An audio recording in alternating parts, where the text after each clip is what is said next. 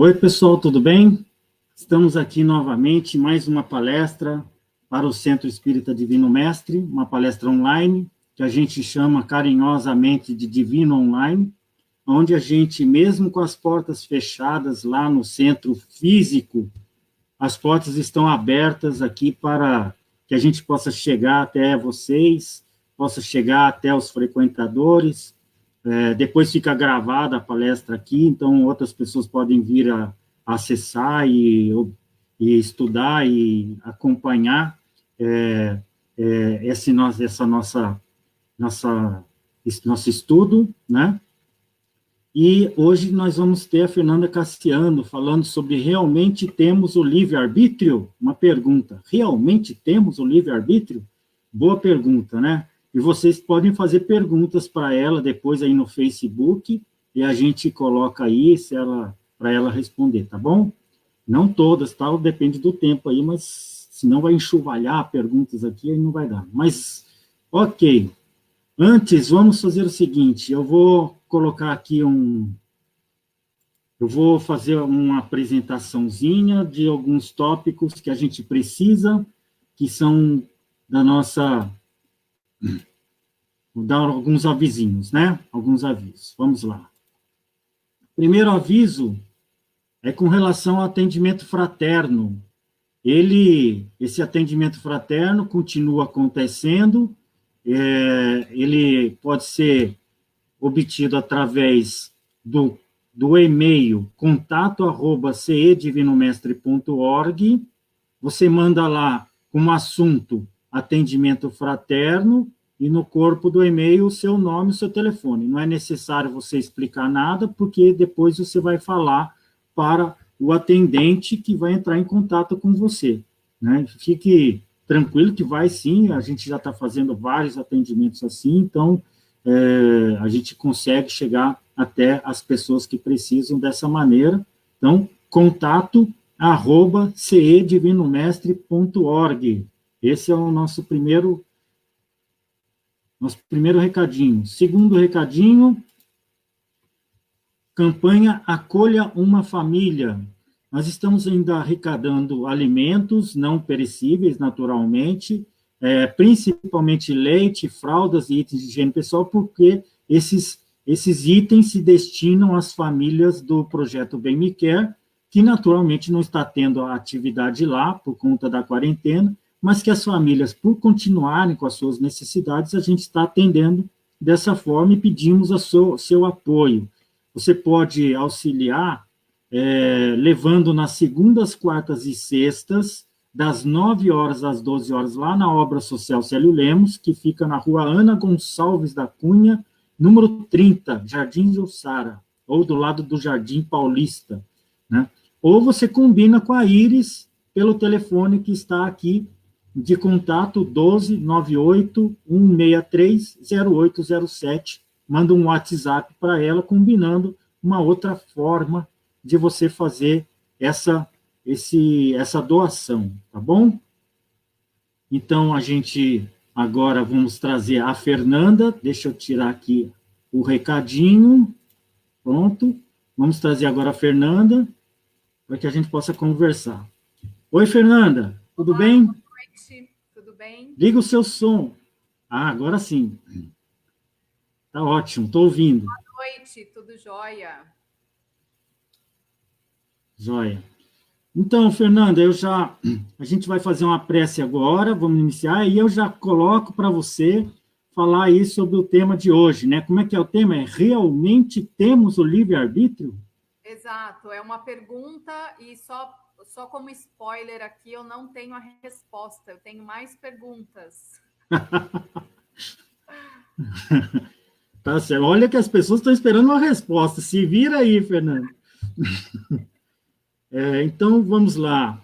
Vamos pedir aqui a todos que, nesse instante, possam elevar os pensamentos a Deus, nosso Pai, sentindo-o a nos envolver, nos encaminhando para um estudo agradável, tranquilo, em que possamos refletir sobre aquilo que nós somos, que é uma alma eterna e em constante crescimento espiritual, que possamos, Pai, em mais esta oportunidade, estarmos refletindo sobre um tema que possa nos ajudar nesse processo de evolução espiritual. Agradecemos muito por esta oportunidade e que assim seja. Que assim seja. Bom, eu vou deixar você agora, você vai colocar um slide? Isso. Deixa eu pôr aqui o seu slide. Tem que aí, põe o próximo. Aí, joia. Agora é contigo, Fernanda. Boa palestra. Tchau, tchau. Obrigada, Eduardo. Até mais. Bem, olá, pessoal. Boa noite. É sempre um prazer poder contribuir com esse trabalho da casa. O Divino Mestre continua chegando até as pessoas que se interessam pelo estudo, que são curiosos e que gostam de trocar essa ideia, pensar um pouco mais, refletir. É um momento de estarmos juntos. O tema de hoje, né, como eu falei para o Eduardo, é uma pergunta e talvez eu não tenha aqui uma resposta. A minha proposta é justamente de criar um momento aqui de reflexão. Eu vou fazer...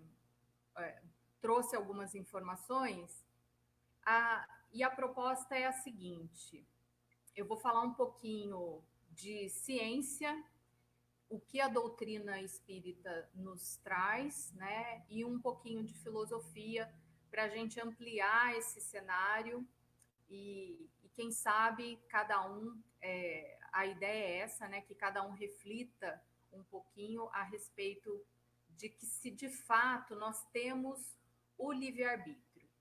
Então, eu gostaria de começar aqui com algumas perguntas. Realmente temos o livre-arbítrio?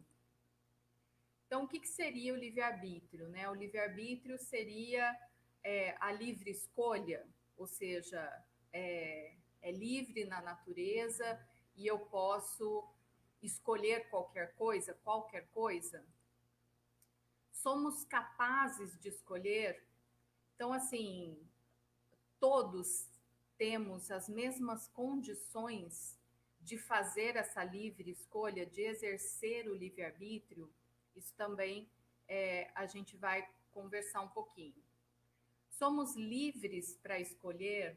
Então, assim, se existe a livre escolha, né? Se as coisas estão aí, eu posso escolher. Se eu sou capaz de fazer essas escolhas, até que ponto nós estamos livres para fazer essas escolhas? Então, algumas reflexões. E aqui, o que eu pretendo, né? Eu trouxe algumas informações para a gente tentar ampliar um pouquinho de que forma o livre-arbítrio acontece.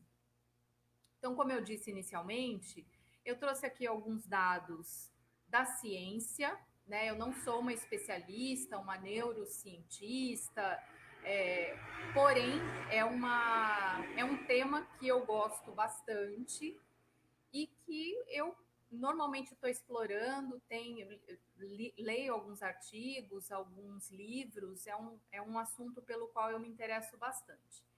Aqui eu trouxe algumas coisas em relação à ciência, depois, então, a moral, o que a doutrina espírita nos fala sobre o livre-arbítrio, claro que também de uma forma bem resumida, bem objetiva para a gente tem um tempo bem limitado aqui.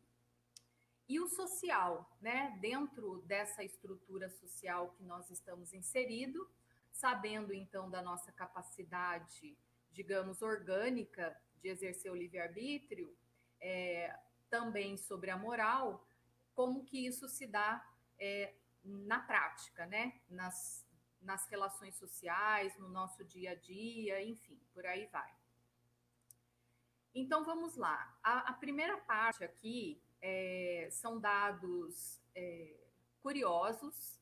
Eu estava preparando, inclusive, um outro material e acabei, não coincidentemente, né, mas acabei lendo esse artigo e trouxe para cá algumas informações bastante interessantes. Pode ser que para alguns que sejam mais especialistas, né, sejam informações superficiais, mas elas são, no mínimo, curiosas. Elas me fizeram refletir bastante.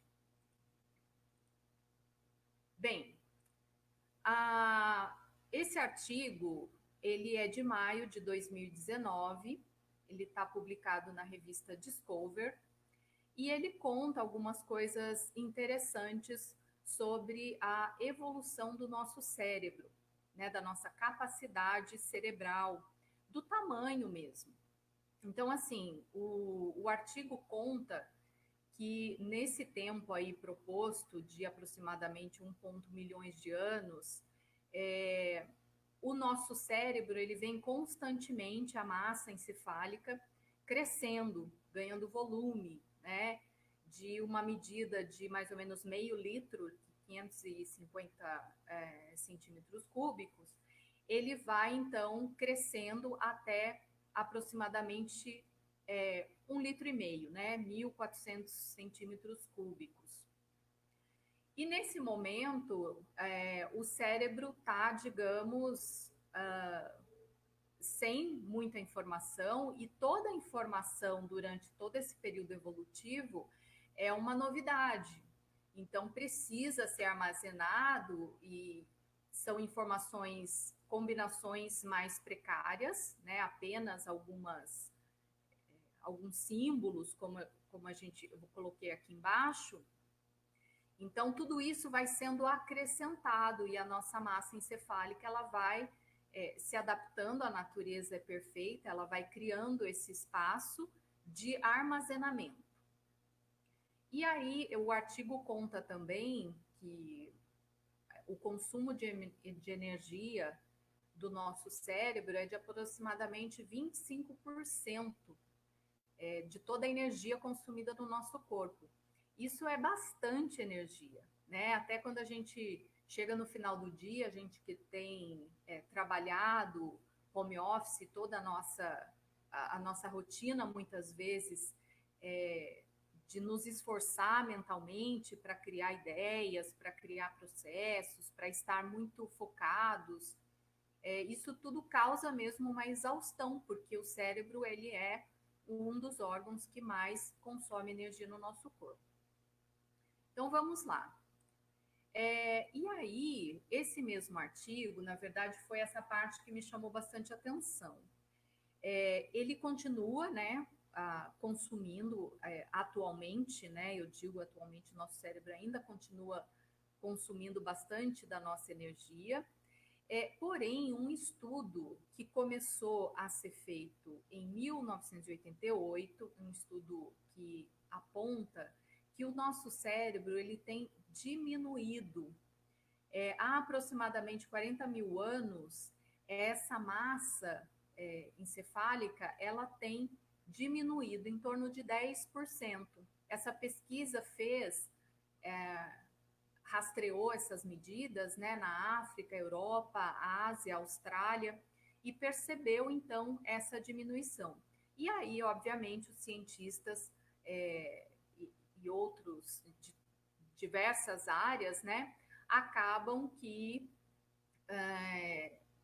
buscando explicações para tal informação, porque realmente o que aconteceu ao longo de toda a evolução da espécie foi o aumento dessa massa. E agora, então, a gente vê aqui que existe uma diminuição. Alguns desses cientistas chamam essa diminuição, né? Chamam não, eles apontam que pode ser o resultado da nossa domesticação. E se a gente parar para pensar, né, por mais desafios que nós tenhamos hoje diariamente, e todos os desafios que nós temos, algumas informações a gente já tem. Então, a gente tem como prever algumas coisas, o enfrentamento de alguns perigos, da ordem da natureza, obviamente, a gente não tem como prever todas as dimensões, mas nós já aprendemos a nos proteger, a criar, às vezes, barreiras ou métodos mais eficazes de recuperação. Então, isso tudo, alguns desses cientistas chamam dessa domesticação da espécie humana. E esse processo, ele está estreitamente relacionado com um aumento do córtex pré-frontal. Essa parte é uma parte do cérebro que fica posicionada próximo aqui da nossa, na região aqui central da nossa testa, né? E esse é uma parte do nosso cérebro responsável pela nossa consciência. E lá dentro acontecem os movimentos, os disparos de comandos para nossa motivação, julgamento, as opções que nós fazemos, a maneira como nós planejamos, o humor, entre outras tantas, né? Eu estou colocando aqui bem resumido, eu peguei o máximo possível resumido aqui de informações, só para a gente ilustrar aonde que eu quero chegar. Nós temos uma máquina, né? Esse nosso organismo, ele é capaz de escolher como que isso está, o que a gente sabe disso até hoje. Então, para mim faz todo sentido, porque se existe essa domesticação e que inclusive fez essa massa encefálica diminuir dessa forma, e o córtex pré-frontal, que é a parte do cérebro que comanda o nosso consciente, para mim faz sentido de que nós temos mais consciência, então nós raciocinamos de forma mais rápida, mais efetiva, e por isso que esses indicadores, né, de novo, a natureza perfeita, ela vai nos adaptando às nossas necessidades. Parte técnica, material. E aí a gente vai para essa partezinha nossa cerebral, que é responsável, então, pela nossa consciência, e eu trouxe aqui algumas coisas que vão servir para a gente continuar essa reflexão. O nosso cérebro, ele tem ali mecanismos bastante eficientes e que, primeiramente, são fundamentais para economizar energia. Então, o que acontece? São estratégias cerebrais, como que a máquina orgânica, né, do nosso corpo é perfeita. Então, o que acontece? As tarefas do córtex pré-frontal, entre outras tantas. Eu trouxe aqui somente algumas que eu achei interessante para esse nosso debate. O cérebro, ele é um especialista em senso comum, ancoragem, conservadorismo e agrupamento. Então, vamos lá. O senso comum. O cérebro é expert no senso comum, o qual é um centro de conhecimentos que todos conhecem como a verdade, porque ninguém mais quer voltar a pensar no assunto. Então, é uma estratégia cerebral de colocar tudo no mesmo bolo, sabe assim, generalizar, aquelas generalizações.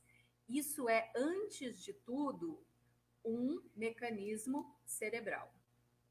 O lado bom é a sua velocidade super intensa, porque, claro, a gente não precisa voltar lá, analisar tudo de novo, nós já temos a resposta pronta, a resposta mais rápida. Porém, a parte péssima é a sua lógica que causa repulsa. Em situações complexas, o senso comum costuma ser reduzido à estupidez do pensamento apressado. Nós somos isso, né? Então, organicamente, nós estamos sempre nessa batalha. O cérebro tentando usar a sua estratégia eficiente de economizar energia, e nós, como seres cada vez mais conscientes, a gente parar, pensar e criar novas maneiras de responder e armazenar essas informações. Eu fico imaginando que a gente tem ali na nossa no nosso cérebro, né, nessa parte das informações, várias prateleiras. E ali a gente vai colocando as generalizações, esses agrupamentos. Então, para que a gente possa colocar uma informação nova, é um trabalho que exige tempo, muita energia, muita prática, muita ação. Ancoragem. O que vem ser a ancoragem? É uma outra estratégia cerebral. Seu cérebro não gosta de enrolar.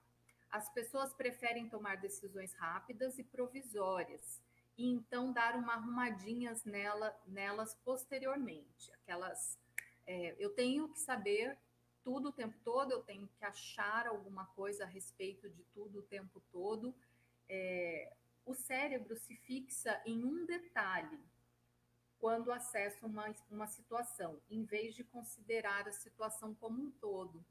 São essas precipitações que vão servir para reflexão futura aqui, que a gente vai falar daqui um pouquinho, né? É o que? O pré-julgamento.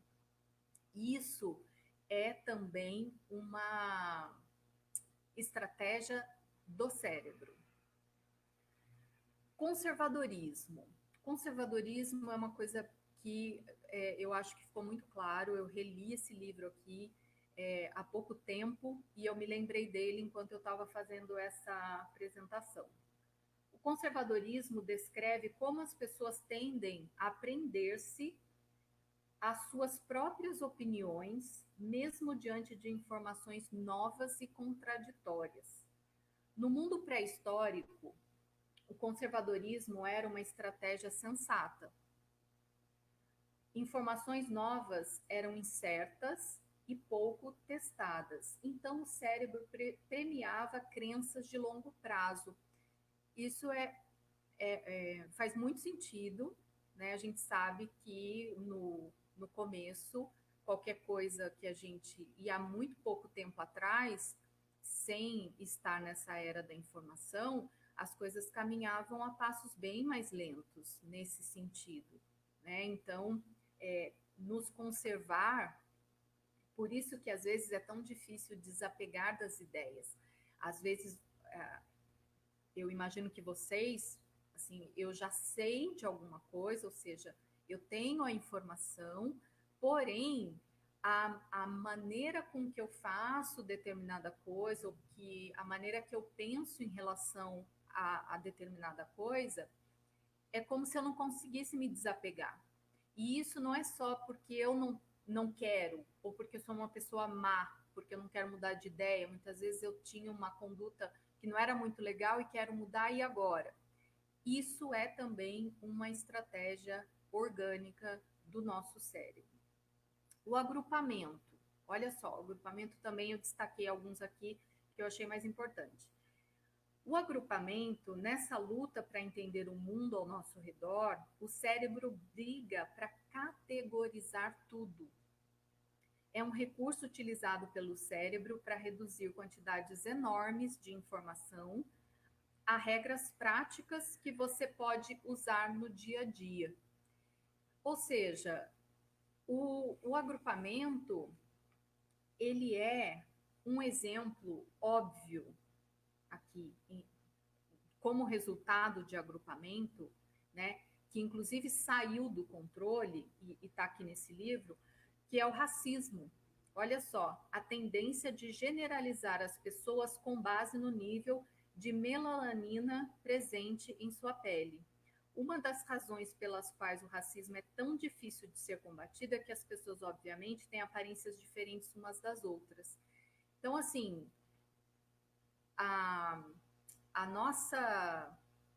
o nosso aparelho orgânico, entender isso é fundamental para que a gente tenha consciência de que a gente precisa não só estar consciente de muitos problemas, como o racismo, como o agrupamento de etnias, ou de qualquer coisa que seja. Por quê? Porque o cérebro tem essa tendência também. Então, são várias lutas que a gente precisa lutar, né? Nos tornar conscientes disso já é esse primeiro passo. Agora, eu quero falar um pouquinho do inconsciente. Então, assim, a gente já viu que a gente tinha até então uma crescente da massa encefálica, que era para aumentar essa caixinha de informação, que era tudo muito novo, então precisava sempre estar organizando e aumentando esse espaço. Como um computador muito grande, né? E agora o computador ele está mais capaz, mais veloz, porém ele diminuiu bastante de tamanho. Nós temos algumas estratégias cerebrais para economizar energia, e essa parte nossa, que é essa parte responsável pela nossa consciência, é esse bate-papo com o nosso inconsciente. Nós que estudamos a doutrina espírita sabemos, né, que como nós já reencarnamos diversas vezes, nós armazenamos aí no nosso inconsciente atitudes, sentimentos, sensações, e que por muitas vezes nos chega através também de algum sentimento, um pensamento, ou através de algum sonho, alguma mensagem que nos chega, que é essa nossa comunicação com o inconsciente.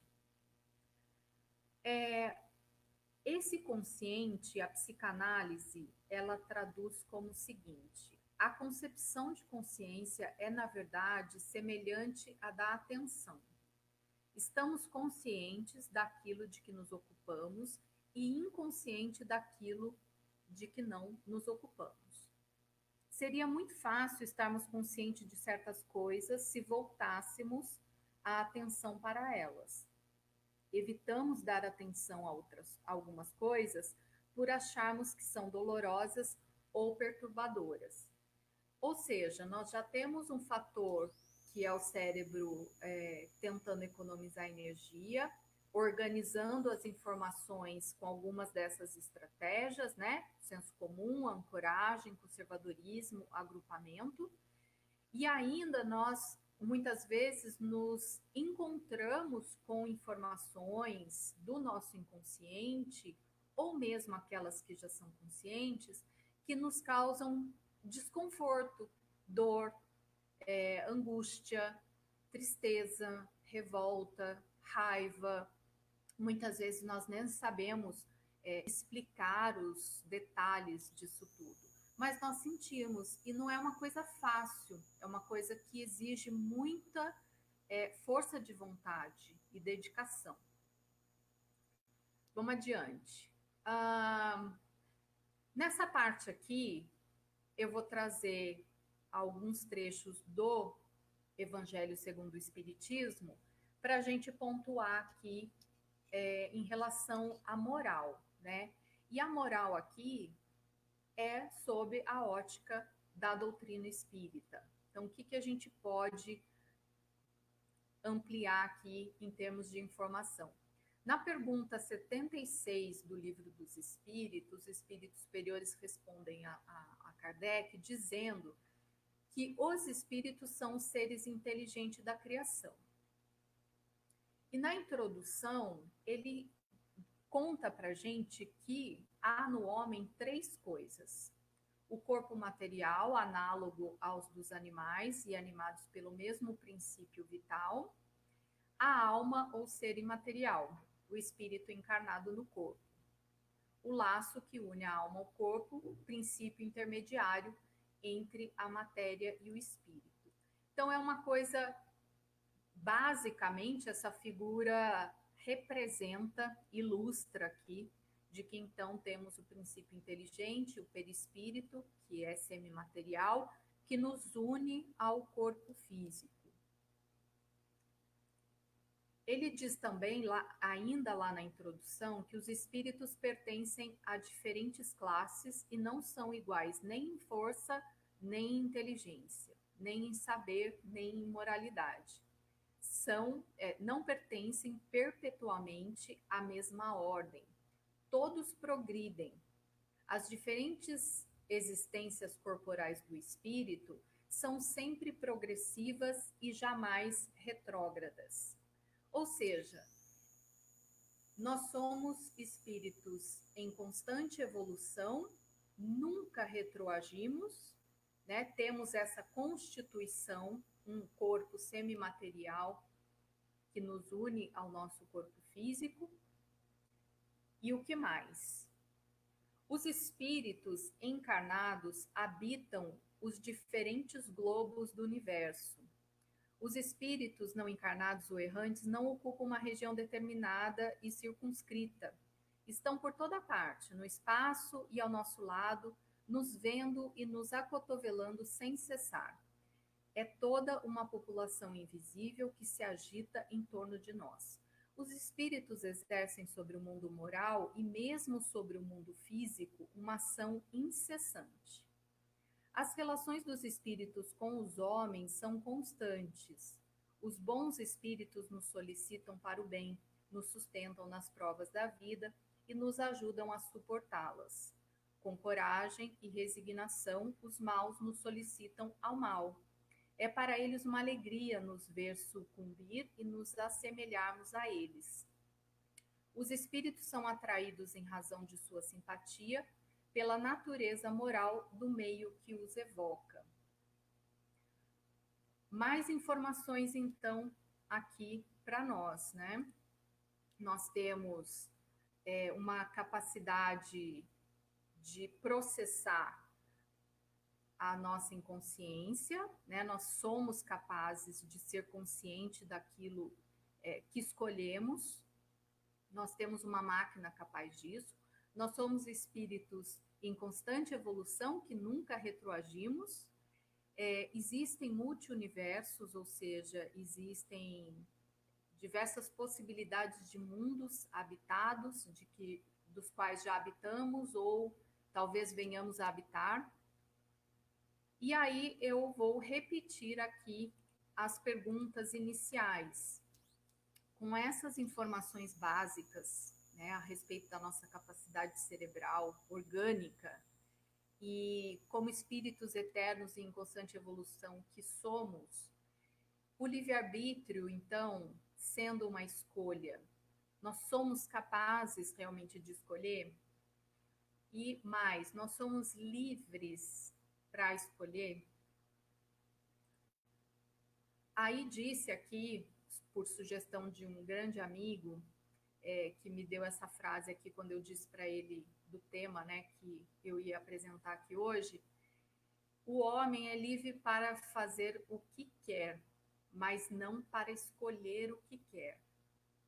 Então isso já complica um pouco, né? Nós temos a máquina, nós sabemos como fazer, e agora nós sabemos para onde queremos ir? Então vamos lá. Eu quero explorar um pouquinho aqui a respeito de filosofia mesmo, de história.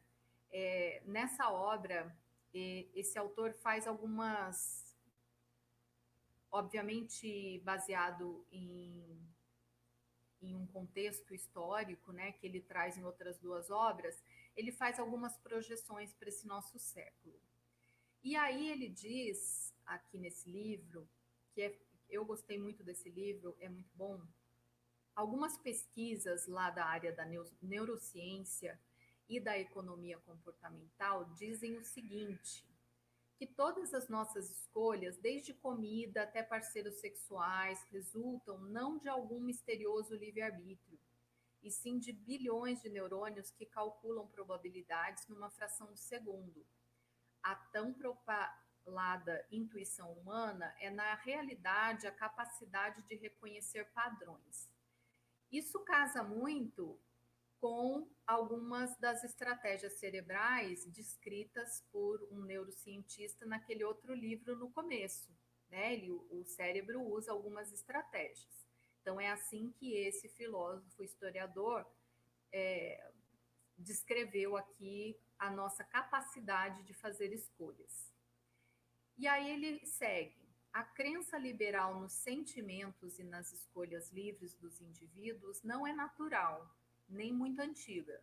Durante milhares de anos, as pessoas acreditaram que a autoridade provinha de leis divinas e não do coração humano, e que devíamos, portanto, santificar a palavra de Deus e não a liberdade humana. Foi só nos séculos mais recentes que a fonte da autoridade passou das entidades celestiais para humanos de carne e osso. E quem também estuda a doutrina espírita conhece bem esse período, e quando ele fala que não vem do coração humano, a gente pode, obviamente, tomar como a nossa capacidade efetiva de raciocínio, né? Então, há muito pouco tempo atrás, né, se a gente considerar alguns séculos, a gente está falando aí de evolução de milhares de anos, há muito pouco tempo atrás, toda e qualquer escolha deveria ser baseada simplesmente na palavra de Deus.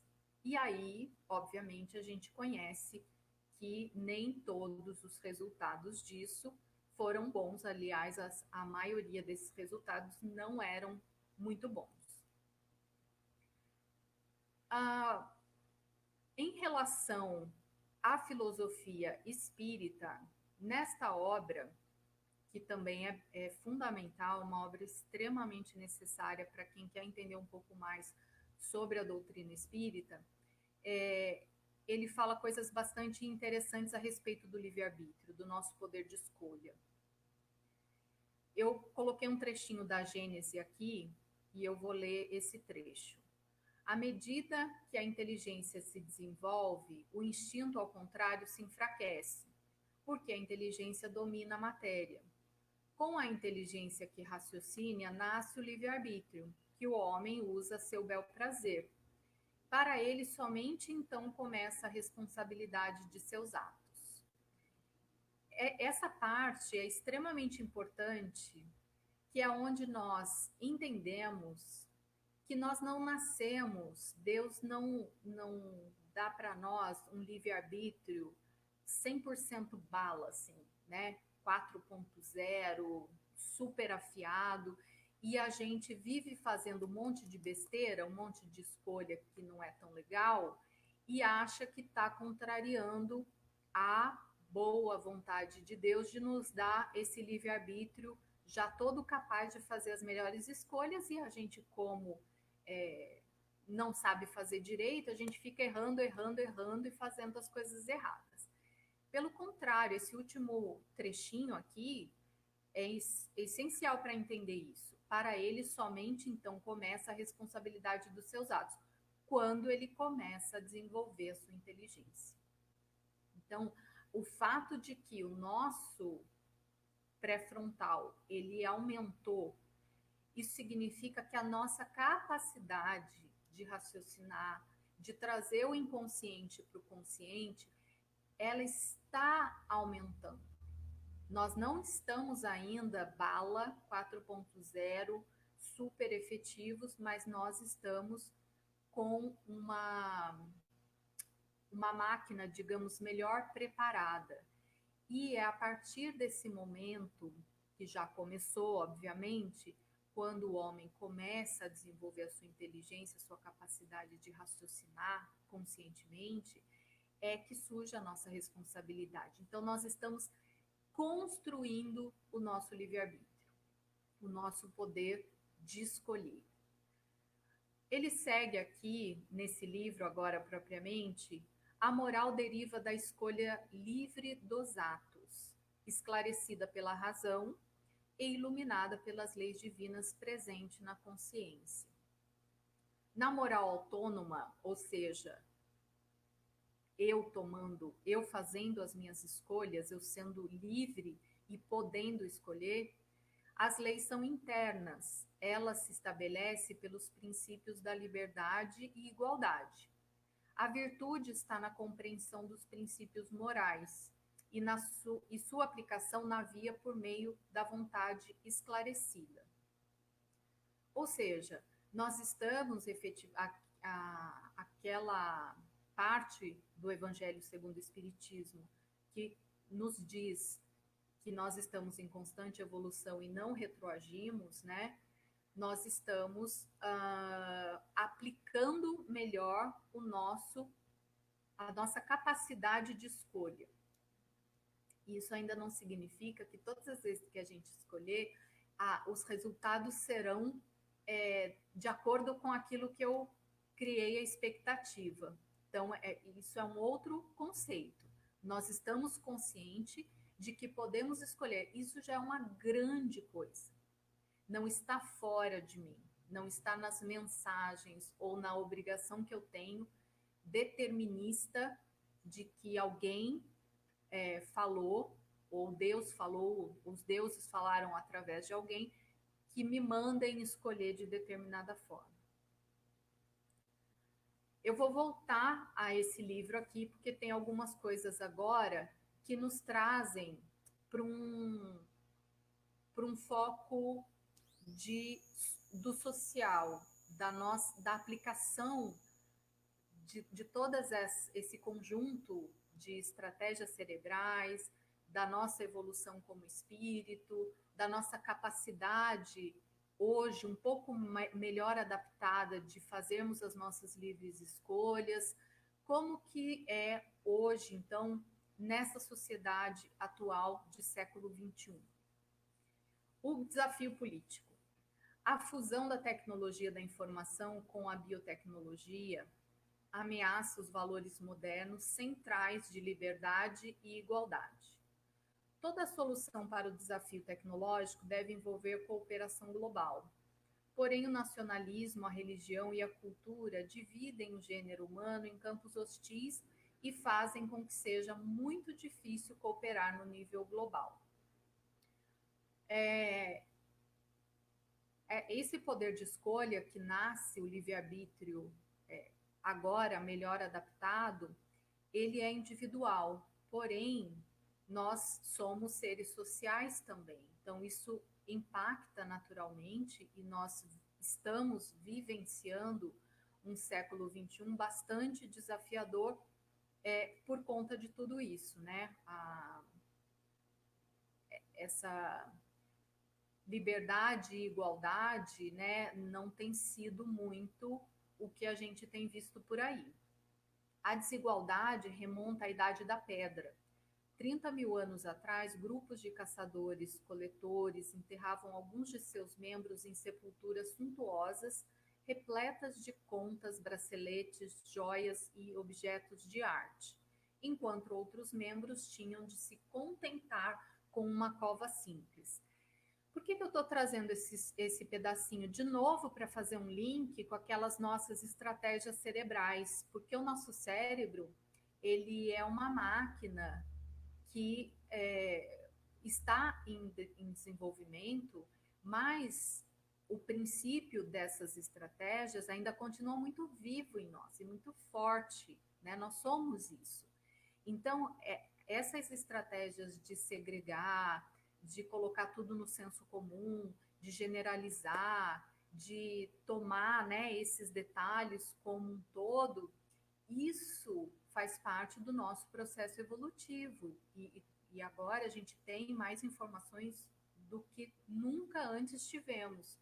Então, nós temos a responsabilidade, como autônomos das nossas escolhas, de atuarmos no mundo para transformar. E essa transformação coletiva de planeta, de sociedade, de nação, ela nasce no indivíduo, através, de novo, eu não sei se eu estou conseguindo fazer essa conexão. Nós temos a máquina e o espírito dentro de um contexto social.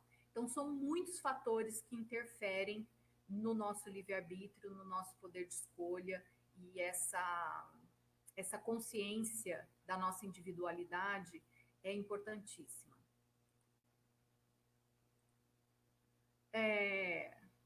Eu fiz aqui algumas reflexões finais, mas não menos importantes.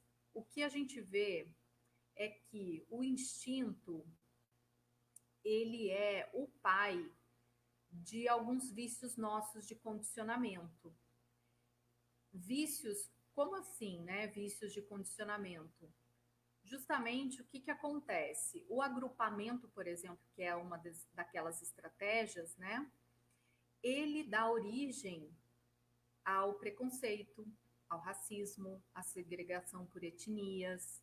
Então, assim, muitas coisas que nós temos que ter consciência de até que ponto eu já sou consciente que eu não preciso mais disso. A gente precisa colocar naquela prateleira do nosso cérebro uma informaçãozinha nova, tirar aqueles livros mais antigos, dar uma limpeza e colocar lá algumas coisas novas que a gente tem aprendido. O conservadorismo, por exemplo, é uma base nossa instintiva, é uma estratégia cerebral que, durante muito tempo, nos permitiu permanecer como espécie. A gente tem muito isso arraigado no condicionamento da falta, que falta muita coisa, vai faltar, né? Eu ainda não sei as etapas de um plantio, ainda não reconheço as estações do ano, então às vezes eu começo a fazer determinada ação e o resultado é muito negativo. Aí eu sofro com a seca, eu sofro com a fome, eu sofro com a perda de pessoas da minha família. Só que, assim, hoje, infelizmente, existe um grande número de pessoas que ainda vivem na falta, e a gente vai falar disso daqui um pouquinho. Mas esse excesso de conservadorismo, que é de proteger o nosso, ele reforça o quê? O egoísmo, o nosso orgulho, o nosso egoísmo, a nossa dificuldade de compartilhar amor, carinho, conhecimento, atenção, itens materiais, no trabalho. Isso tudo também não é só social, é essa conexão entre a nossa máquina orgânica e o nosso espírito, atuando no social. Aí, assim, algumas outras curiosidades que a gente pode utilizar aí para responder essa pergunta, se nós temos, eu não sei o que vocês acham até agora, né? Se realmente nós temos o livre-arbítrio, se somos livres para escolher. Existe um livro que é do Daniel Goleman, que é o autor da Inteligência Emocional. Num outro livro dele, ele lá em 2011, ele escreve sobre o cérebro online. A natureza desenhou o cérebro social para interações cara a cara, não para o mundo online. A dinâmica neural por trás desse novo comportamento é que o cérebro social não tem qualquer feedback online. Ele não sabe como a outra pessoa está reagindo, por isso não consegue guiar a resposta. Não pode dizer faça isso, não faça aquilo, como faz automático e instantaneamente nas interações cara a cara. O que é isso? O nosso corpo dá mensagens quando a gente está pessoalmente conversando com as pessoas, e dessa forma foi que essa nossa máquina ela está constituída. Então, nós temos um desafio aí adicional. Nós estamos também readaptando essa máquina que hoje ela está cada vez mais sendo solicitada a evoluir, a ganhar aí algumas dessas estratégias, mecanismos diferenciados para viver nessa sociedade que está se tornando cada vez mais online. Temas como velhice, solidão, né? Educação continuada, sentir, ouvir. Então, são temas atuais, mais atuais do que nunca. Nós estamos com uma sobrevida muito importante. Ao que tudo indica, viveremos muito mais do que pensavam os nossos ancestrais há bem pouco tempo atrás. Sentir, ouvir. Quando a gente fala de trazer para o consciente e fazer melhores escolhas, a gente fala também de sentir, se ouvir, ouvir o próximo. Tudo isso exige tempo, condições básicas, né? Educação continuada também é um grande desafio.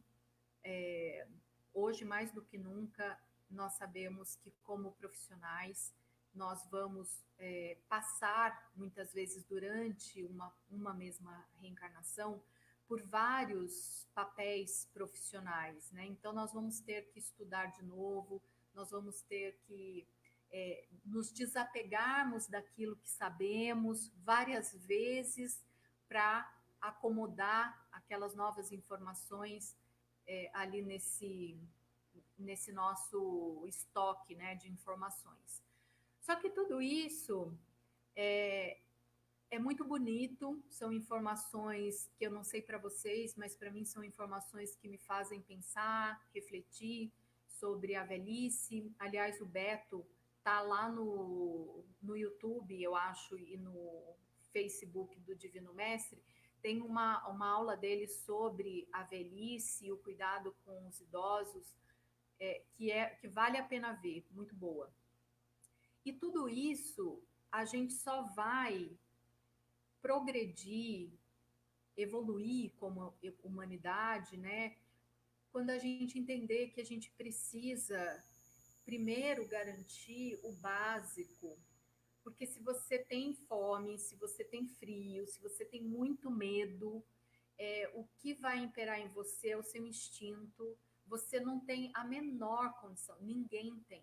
Eu não tenho, ninguém tem. Diante do medo e de situações precárias, nós não conseguimos evoluir em nada, a gente não consegue pensar e ir adiante.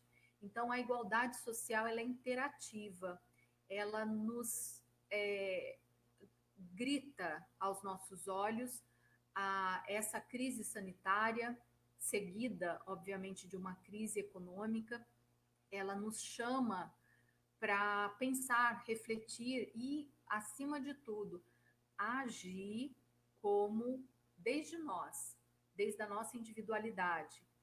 Porque justamente por isso que eu quis colocar desde do começo, né, que nós estamos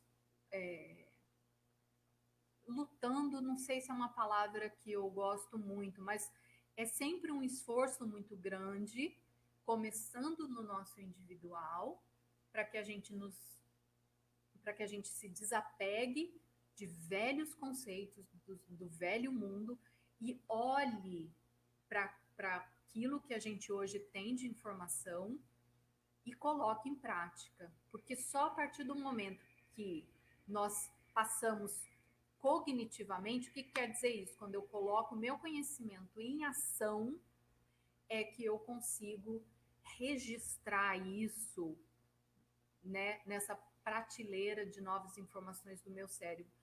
E sem igualdade social, a grande maioria da população, e eu até tenho aqui alguns números, mas nós não vamos ter tempo de falar disso tudo, é alarmante o número de como a riqueza é tão mal distribuída e como pessoas, inúmeras pessoas, agora, nesse momento, estão passando por muitas dificuldades e falar com elas sobre evolução, desenvolvimento, educação continuada, que é preciso sentir, ouvir, parar, analisar.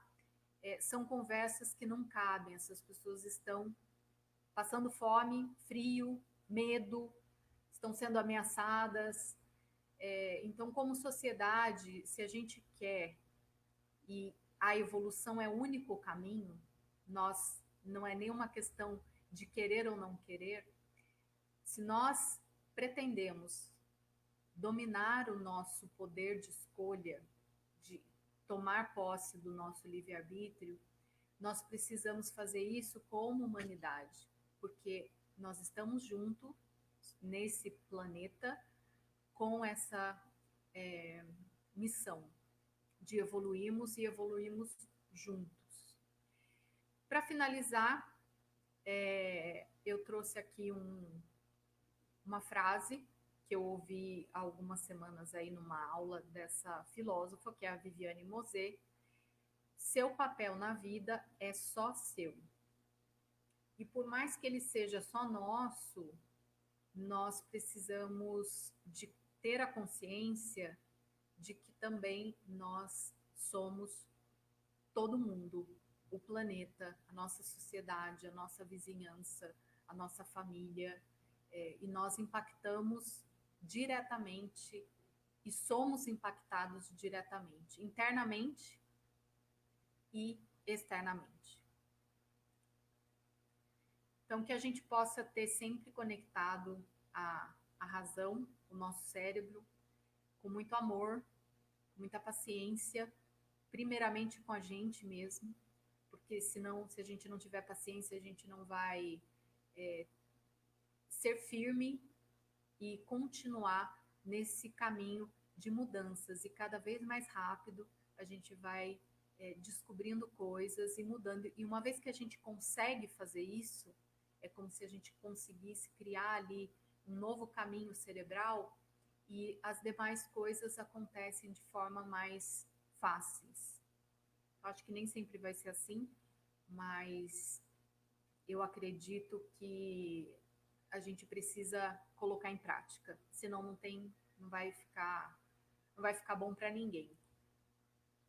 E é isso, aqueles que podem, permanecemos em casa, né? E assim a gente pode proteger também aqueles que precisam sair, precisam trabalhar, para garantir aí as coisas acontecendo. E eu acho que é isso. Eu não sei se o Eduardo tem alguma pergunta. Eu? Ele mandou aqui uma mensagem. Ixi, a mensagem já tem 5 minutos. 5 minutos atrás. Ah.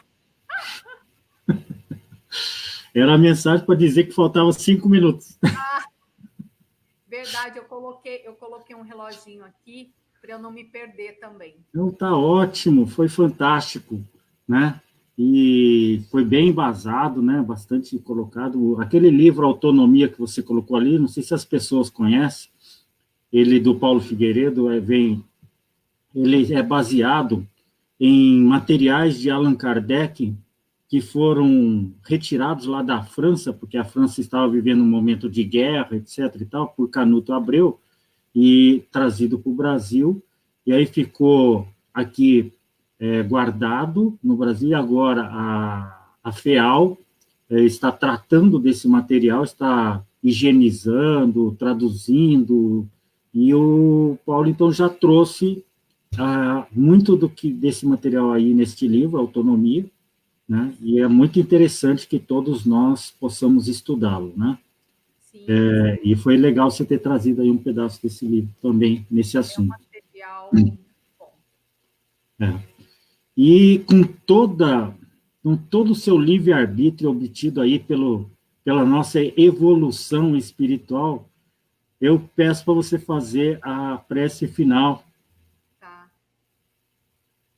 Ok, vamos lá.